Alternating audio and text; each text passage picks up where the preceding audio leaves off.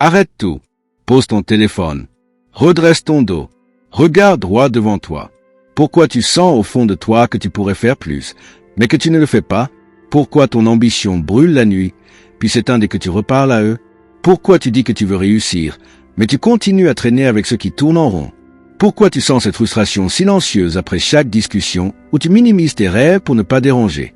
Pourquoi, dès que tu parles d'argent, de discipline, de vision, on te regarde comme si tu devenais arrogant?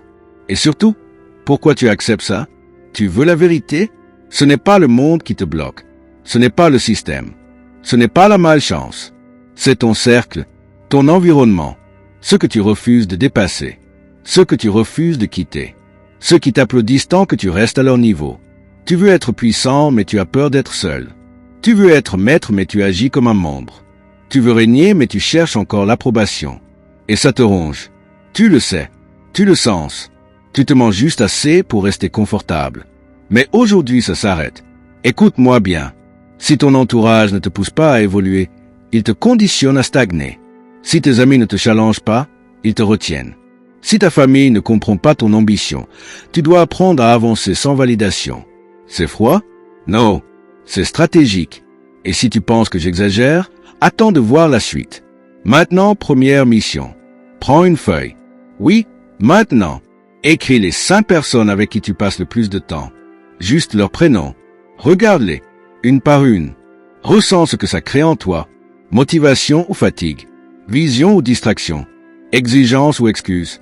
Sois honnête. Tu ne montres cette feuille à personne. C'est entre toi et ton futur.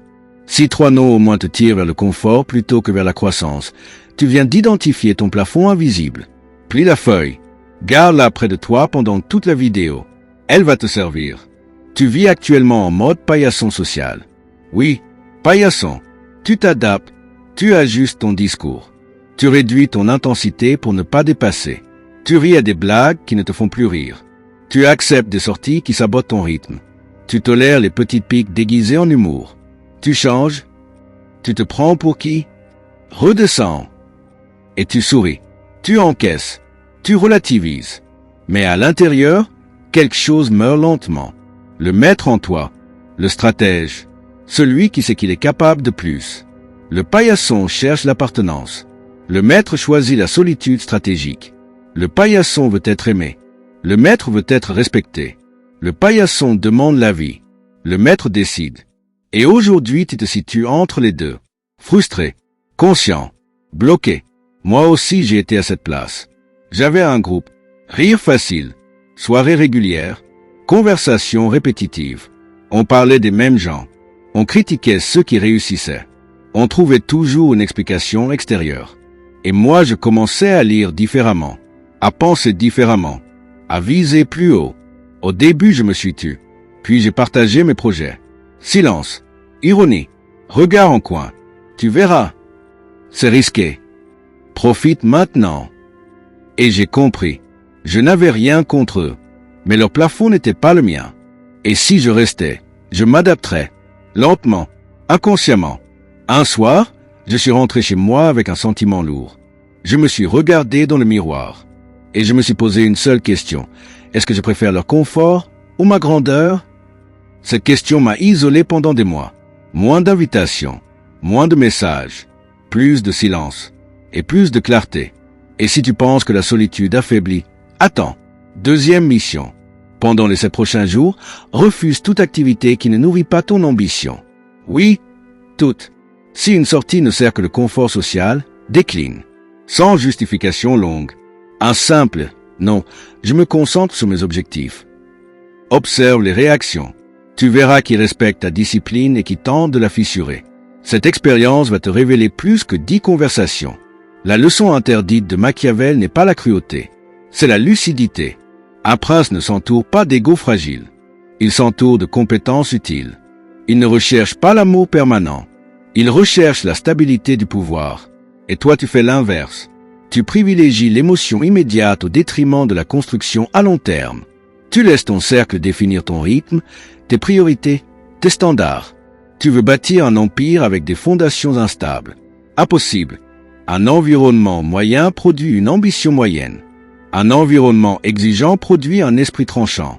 Et si ton entourage n'incarne pas la version que tu veux devenir, tu dois devenir ton propre environnement. Discipline, silence, travail, lecture, vision claire. Tu veux de la profondeur? Jung dirait que tu projettes ton potentiel sur les autres en attendant leur validation. Reprends-le, intègre-le, deviens la source. Troisième mission. Supprime pendant 30 jours toute plainte. 0. Si tu critiques quelqu'un, tu le fais en cherchant une solution. Si tu échoues, tu assumes sans justification externe. Chaque fois que tu t'entends te plaindre, fais 10 pompes immédiatement. Conditionne ton corps à refuser la victimisation. Oui, physiquement. Le corps imprime ce que l'esprit hésite à accepter. Et maintenant, écoute bien. Couper les liens ne veut pas dire haïr. Ça veut dire choisir.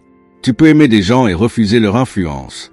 Tu peux respecter le passé et protéger ton futur. Le problème, ce n'est pas leur niveau. C'est ton attachement au confort. La vérité brutale, tu as peur d'être incompris. Peur d'être perçu comme arrogant. Peur de perdre ta place.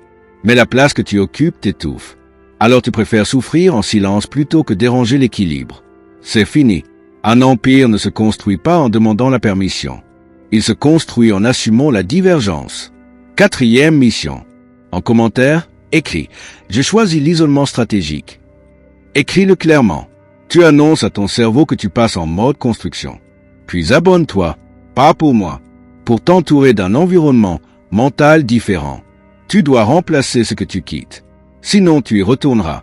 Et si tu penses que c'est extrême, attends de voir ce qui se passe quand tu persistes.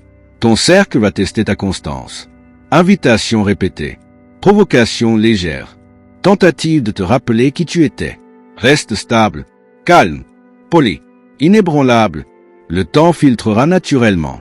Certains disparaîtront, d'autres évolueront. Et toi, tu monteras, lentement, solidairement avec toi-même. Tu ne construis pas un empire pour prouver. Tu le construis pour exprimer pleinement ce que tu es capable de devenir. Et cette version exigeante de toi ne peut coexister avec la complaisance constante.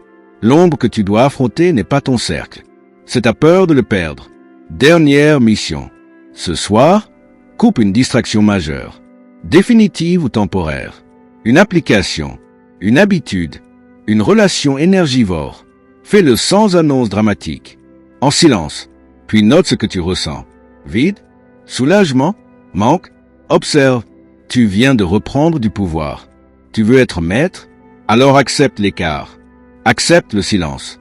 Accepte la distance. Accepte d'être mal compris pendant que tu évolues. Le respect viendra plus tard. Mais la discipline commence maintenant.